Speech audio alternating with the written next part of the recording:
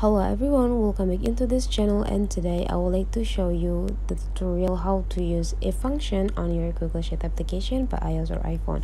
So actually a function is used to get a final result, either the one statement is complete or fulfilling correctly with the minimum bar of our conditions. So for example, here I already have the case, so I have a student, I have the score, so the students will gonna be pass the test whenever they score is more than 70. So let's set a minimum, or the minimum scores they need to pass, which is 70. So people who got less than 70 score, so they will be failed for the exam. But when people or students who got the higher than 70, they will pass the exam. So basically, to decide or to get this result, we use a function. How to use a function?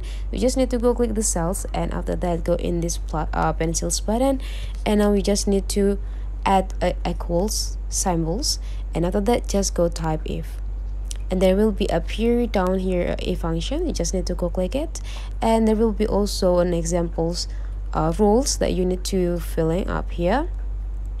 The logical expression, you just need to pick the cells as the conditions, and after that you just need to find out like these symbols more than 70, since the minimum score that students need to pass is 70, and then just add these symbols, and after that you just need to go get or add the informations, which is pass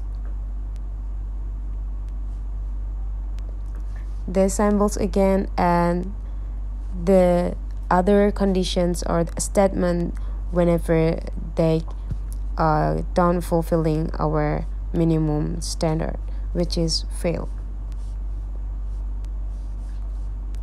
Put the symbols again and then click done.